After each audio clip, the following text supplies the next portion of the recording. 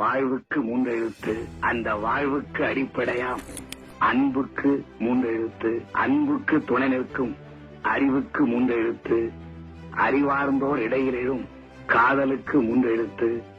காதலர்கள் போற்றி நின்ற கடும் வீரமோ 3 எழுத்து. வீரம் விளைக்கின்ற களம் 3 எழுத்து. களம் சென்று காணுகின்ற வெற்றி 3 எழுத்து.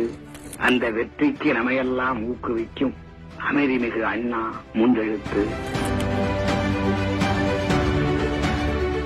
என்று கலைஞர் கவிதை பாடினாரே, அந்த அண்ணா எனும் 3 எழுத்துதான் அரை நூற்றாண்டுக்கும் மேலாக தமிழ்நாட்டு அரசியலின் திசையை தீர்மானிக்கிறது.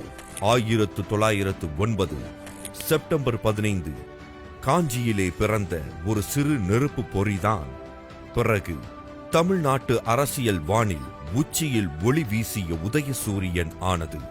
சென்னை பச்சையப்பன் கல்லூரியில் படித்து தமிழிலும் ஆங்கிலத்திலும் புலமை பெற்றிருந்த அண்ணாவுக்கு அரசியலில் ஆர்வம் ஏற்பட்டது. ஆரியர்களின் ஆதிக்கத்தை எதிர்த்து பார்ப்பனர் அல்லாதார் உரிமைக்காக போராடிய நீதி கட்சியின் ஆதரவாளர் ஆனார் அண்ணா. 1935ஆம் ஆண்டு திருப்பூரில் நடந்த செங்குந்த இளைஞர் மாநாட்டில் பெரியாரை முதலாக சந்தித்தார் அண்ணா. அதன் பின் அவர் கண்டதும் கொண்டதும் ஒரே தலைவர், அவர்தான் பெரியார். பெரியாரின் குடியரசு மற்றும் விடுதலை நாளிதழ்களில் துணை ஆசிரியராக பணிபுரிந்து பகுத்தறிவு, சுயமரியாதை, சமூக நீதி கருத்துக்களை பட்டி தொட்டி எங்கும் பரப்பச் செய்தார். முகத்தில் அறையும் உண்மைகளை யதார்த்தமாக எடுத்துரைப்பது பெரியாரின் மேடை பேச்சு என்றால், அழகு தமிழில் அழுத்தமான கருத்துக்களை முன்வைப்பது அண்ணாவின் மேடை பேச்சு. அவரின் பேச்சால் பாமரர்களும் பண்டிதர்களும் ஒரு சேர ஈர்க்கப்பட்டனர். இவரே எங்கள் அண்ணா என்று இளைஞர்கள் அவர் பின்னால் அணி திரண்டனர். ஒரு வடநாட்டு பெரியவர் என்னிடத்தில் மிகுந்த என்னை பாராட்டிவிட்டு சொன்னார், நீங்கள் முயற்சி செய்தால் 3 மாதத்தில் இந்தியை படித்து விடலாம் என்றார். நான் ஒப்புக்கொண்டேன், ராமாவையா 3 மாதத்தில் படித்து விடலாம் என்று. என்ன என்றார், அதற்கு மேலே படிப்பதற்கு அந்த மொழியில என்ன இருக்கிறது? 1938 இந்தி திணிப்புக்கு எதிராக நடைபெற்ற முதல் மொழி போரில் அண்ணாவுக்கு 4 மாதங்கள் சிறை தண்டனை விதிக்கப்பட்டது. அண்ணாவின் பேச்சும் எழுத்தும் தமிழுணர்வை தட்டி எழுப்பியது. ஆரியத்துக்கு எதிராக பெரியார் விடுத்த அறைகூவலை அறிவார்ந்த படைப்புகளாக மாற்றினார் அண்ணா. வெறும் அரசியல் தளத்தில் மட்டுமல்லாமல் கலை இலக்கியத்திலும் புரட்சி நடத்தி பண்பாட்டு தளங்களில் பாய்ச்சல் நிகழ்த்தினார் அண்ணா. ராவணனுக்கு இழைக்கப்பட்ட அநீதியை கேள்வி கேட்கும் பொருட்டு கம்பரையும் நீதி தேவனையும் கூண்டில் எழுப்பி விரிவாக விசாரணை செய்த நீதிதேவன் மயக்கம், வருணாசிரமம் எனும் சமூக அநீதியின் முகத்தை கிழித்த சந்திரமோகன் அல்லது சிவாஜி கண்ட இந்து சாம்ராஜ்யம் போன்ற நாடகங்கள், எண்ணற்ற சிறுகதைகள், நாவல்கள் மூலம் அரசியல் இலக்கியம் படைத்தார் அண்ணா. கம்ப ராமாயணமும் பெரிய புராணமும் திராவிடர்களை இழிவு செய்கிறது என்ற அண்ணாவின் கருத்தை மறுத்து விவாதிக்க வந்த ரா.பி. சேதுப்பிள்ளை, நாவலர் சோமசுந்தர பாரதியார் என்ற 2 தமிழறிஞர்களும் விவாதத்தில் தோற்றனர். அந்த விவாதத்தில் அண்ணா ஆற்றிய உரை தீ பரவட்டும் என்று சிறு நூலாகி பகுத்தறிவு தீ பற்றி பரவியது. திரைத்துறையிலும் கால் வைத்த அண்ணா சமூக நீதி சாதனை படைத்தார்.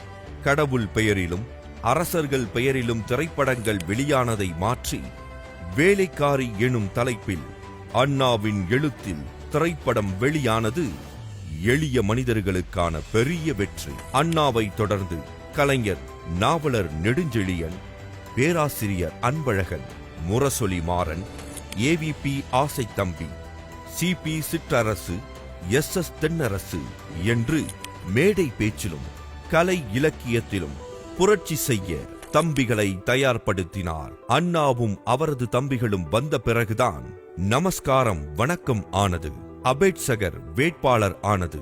வடமொழியும் மூட நம்பிக்கையும் ஆக்கிரமித்த நாடகம், சினிமாக்களில் தமிழையும் பகுத்தறிவையும் கொண்டு வந்தது அவர்கள்தான். பெரியாருடன் கருத்து மாறுபாடு ஏற்பட்டு 1949 செப்டம்பர் 17 திராவிட முன்னேற்ற கழகத்தை தொடங்கினார் அண்ணா.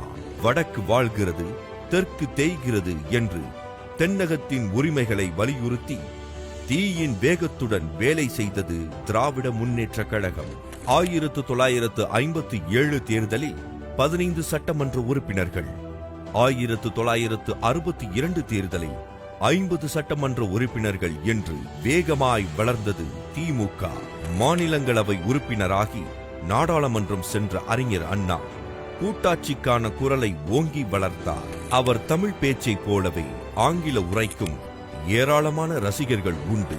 இந்திய நாடாளுமன்றம் முதல் அமெரிக்க ஏல் பல்கலைக்கழகம் வரை உரக்க ஒலித்தது அண்ணாவின் ஆங்கில உரை. When they take keen interest in Asian problems, they pay special attention to India because they consider India to be the experiment station for democracy.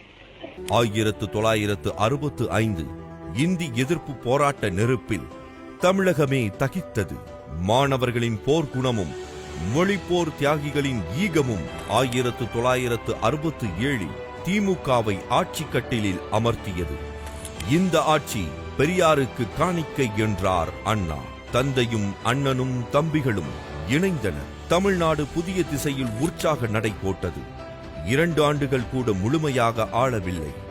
ஆனால் சுயமரியாதை திருமணத்துக்கு சட்ட அங்கீகாரம், இருமொழி கொள்கையை ஆதரித்து சட்டமன்றத்தில் தீர்மானம், சென்னை மாகாணம் என்ற பெயரை மாற்றி அன்னை மொழியின் பெயரா தமிழ்நாடு என்று பெயர் சூட்டல். தமிழ்நாடு என்ற பெயர் மாற்றம் என்பது கூட பொருத்தமற்றது. பெயர் பெற்றிருப்பது, மாற்றப்பட்ட பெயரை நாம் திரும்ப பெற்றிருக்கின்றோம் என்று முத்தான 3 சாதனைகளை நிகழ்த்தினார் அண்ணா. 1969 பிப்ரவரி 3 அண்ணா எனும் புரட்சிகர சிந்தனையாளரை, புதுமைகளை படைத்தவரை புற்றுநோய் நம்மிடமிருந்து பிரித்தது. அதற்கு பின் அண்ணாவின் சிந்தனைகளை முத்தமிழறிஞர் கலைஞரும் திராவிட மாடல் நாயகர் முத்துவேல் கருணாநிதி ஸ்டாலினும் தங்கள் ஆட்சிக்கான அடித்தளம் ஆக்கிக் கொண்டனர். இந்தியாவின் பன்முகத்தன்மை, மாநில சுயாட்சி, மொழி உரிமை என்று அண்ணா முன்வைத்த கருத்துக்கள் இன்று இந்தியாவின் எல்லா திசைகளிலும் எதிரொலிக்கிறது. வேறொருவர் இங்கு வந்து உட்கார்ந்து அண்ணாதுரை கொண்டு வந்ததை எல்லாம் மாற்ற வேண்டும் என்று கருதினாலே உடனே மக்கள் வெகுண்டெழுவார்கள் என்ற அச்சமும் கூடவே வரும். அந்த அச்சம் இருக்கிற வரையில் அண்ணாதுரைதான் இந்த நாட்டை ஆள்கிறான் என்று பொருள் என்று சொன்னார் அறிஞர் அண்ணா. ஆம், அண்ணாதான் இன்னும் நம்மை ஆள்கிறார். நம் பகுத்தறிவில், தமிழ் உணர்வில், சமூக நீதியில், இந்தியாவின் கூட்டாட்சி தத்துவத்தில், மாநில உரிமைகளுக்கான உரிமை முழக்கங்களில் அண்ணாவே என்றும் வாழ்கிறார்.